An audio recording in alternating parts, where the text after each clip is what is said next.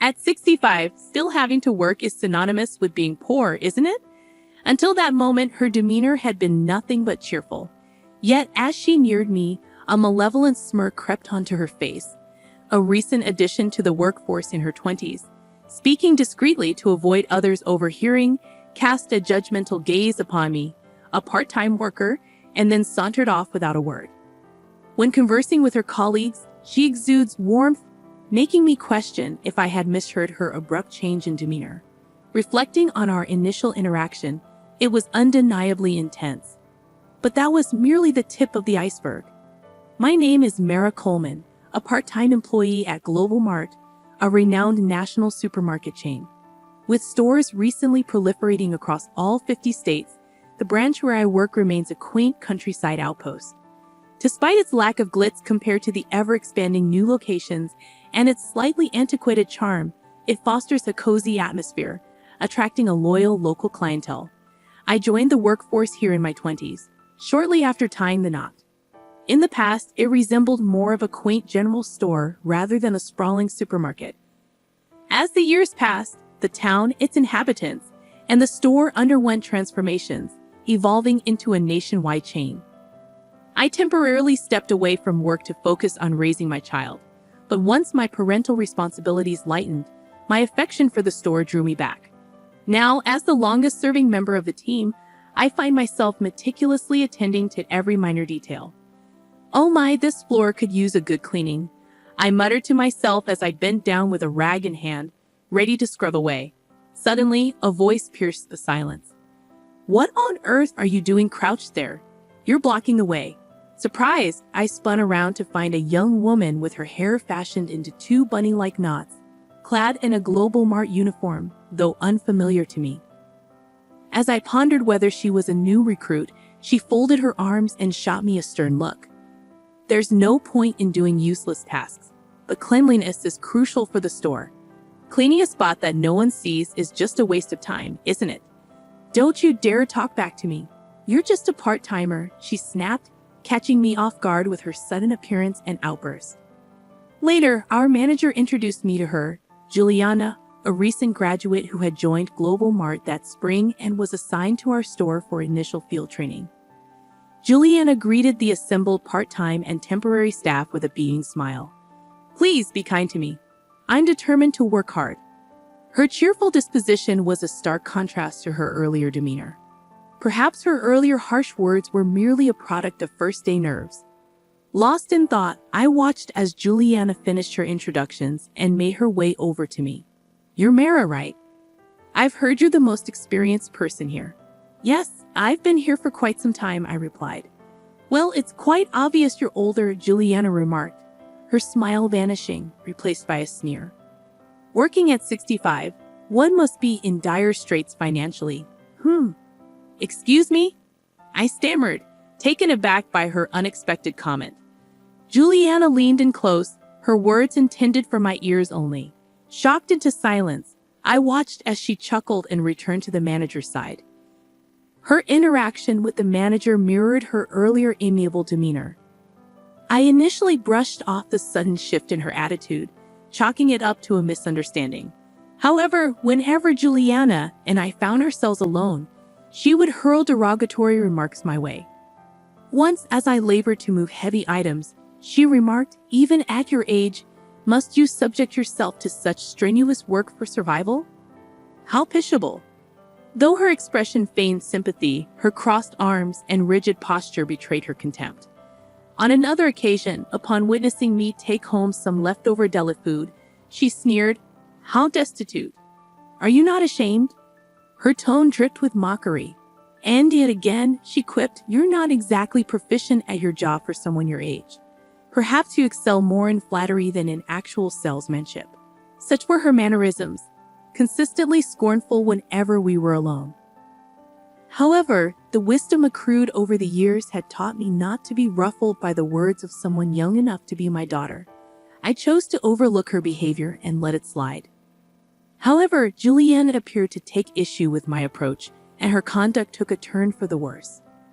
On a bright, sunny day, I found myself aiding a regular customer who grappled with vision impairment. often requiring assistance in selecting her items. "I'm sorry for the inconvenience," she apologized. "No inconvenience at all. Thank you for choosing us. Take care on your way home," I reassured her, seeing her off with a warm smile. Upon returning inside, I was met with Juliana, her hands planted firmly on her hips. Though her voice was hushed to avoid drawing attention from other customers and staff, her eyes bore a scornful glare. "What were you doing?" she questioned. "I was assisting a customer," I replied. "All that time spent on just one customer? Absurd. Assisting customers in need is a fundamental aspect of our job." "That's such a provincial mindset," Juliana scoffed. "What do you mean?" I inquired. "If you're spending so much time with one customer, you should be focused on making more sales. Can't you grasp that concept? With all due respect, we can't generate sales without prioritizing customer satisfaction," I countered. "Don't argue with me. You're just a part-timer. If you continue to act against the store's interests, you'll be terminated," Juliana retorted before retreating to the back office. I let out a deep sigh as she departed. Frankly, I found it challenging to keep pace with her relentless demands, despite my genuine passion for the job. Juliana's on-site training as a fresh recruit spanned a mere 2 weeks, with one already behind her. Knowing I just had to endure one more week made the situation somewhat bearable. Mentally preparing myself to persevere, I returned to my duties. As the week drew to a close, Juliana's training concluded, and she bid farewell to the store. Before business hours, she greeted the assembled staff with her customary radiant smile. The manager commended her efforts, giving the impression that she had only displayed her positive side to them. Curious, I inquired about Juliana from other colleagues. They described her as somewhat green but affable and cheerful. Perhaps they were more forgiving because she was still in training. It was a shrewd move on her part, I thought to myself. As I stood there, a whirlwind of emotions surged within me, surprise mingled with a begrudging admiration. Juliana sauntered over, her smirk laced with amusement. "I've had a little chat with the manager about you," she declared. "What did you tell him?" I inquired cautiously. "Oh, just a few things about your incompetence," she replied with a dismissive wave. "The manager values my youth and competence over your outdated skills. It's only a matter of time before you're let go. You should consider it a blessing to be rid of this burden." With a gleeful laugh, Juliana departed, leaving me with a mixture of relief and unease. Would her demeanor always be so venomous? Although her training had ended, she would soon be assigned elsewhere, perhaps never to return to this store. The prospect of enduring her presence again filled me with dread. With a heavy heart and a lingering sense of apprehension, I let out a deep sigh. A month had elapsed since Juliana's departure when I found myself standing outside the company's towering headquarters in the city. My nerves fluttered. Visits to headquarters were rare for me. Gazing up at the imposing structure, I took a moment to steady my racing heart. "I can't linger here forever," I muttered to myself, feeling the tug of urgency. With a quick adjustment of my jacket, I hastened inside the building. After completing my task, I realized it was already well past lunchtime. Having missed my meal, I made my way to the employee cafeteria nestled within the premises. Despite the hour, the cafeteria still bustled with activity as I scanned for an empty seat. Just as I settled down to enjoy my pasta, a familiar high-pitched, metallic voice cut through the air. Without needing to turn around, I recognized whose voice it belonged to. "Why is an old lady, you, here at headquarters, Juliana?" "It's been a while," came Juliana's voice, swiftly followed by her boss's presence. She must have caught herself, aware that such a remark wouldn't fare well in front of her superior. Strong-willed against the vulnerable, yet meek in the presence of authority. Perhaps that was Juliana's nature. Suppressing a smile, I replied, "I had a meeting scheduled here today." "A meeting for someone like you? Just a part-timer?" She retorted. "Every perspective from the field holds significance. Don't belittle it." I countered calmly. "The input of a low-level part-timer like you isn't required," Juliana shot back. "Are you out of your mind?" she began, her voice initially restrained but escalating as she continued. Oblivious to her boss's shocked expression and my own, Juliana continued her tirade. Are you even listening? I detest women like you who persist in working into old age. I find fulfillment in my work, and I'm grateful for the opportunity, even at my age, I asserted. Juliana's response was swift and disdainful. It's repulsive. Spare me the sight of your pathetic existence. Listen here. There's this person from my training, utterly useless, yet refuses to leave. She's dragging down the store. She should be terminated, Juliana continued, her disdain evident. Intervening before Juliana could say more, her boss stepped in. At that moment, the cafeteria's entrance hummed with activity as an elderly gentleman approached us. Juliana's boss straightened up, but Juliana's expression soured as she glared at him. What's all the fuss about? Who are you? And what do you want? The elderly gentleman inquired. It appears I've arrived at an opportune moment, Marcia, he remarked. Indeed, left unchecked, this situation could tarnish the company's reputation. That's a serious concern, Marcia replied. Don't ignore me and start talking, the elderly man pressed on. Wait, do you even realize who this is? I interjected. You should have heard him speak at the orientation, Juliana. Another voice chimed in. Juliana's expression shifted to one of confusion as she glanced at the man beside her.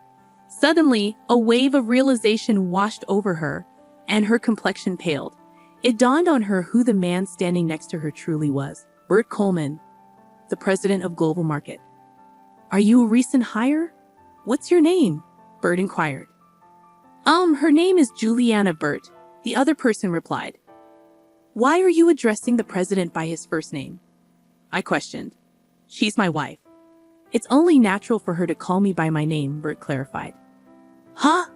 Juliana's eyes darted between me and Bert, her confusion palpable. Meanwhile, Juliana's boss buried his face in his hands. I rose from my seat and positioned myself beside Bert. Allow me to reintroduce myself. Mara Coleman, 65, wife of the president of Global Mart. I introduced myself. You're kidding, right? If you're married to the president, why are you slumming it as a part-timer in some dingy supermarket?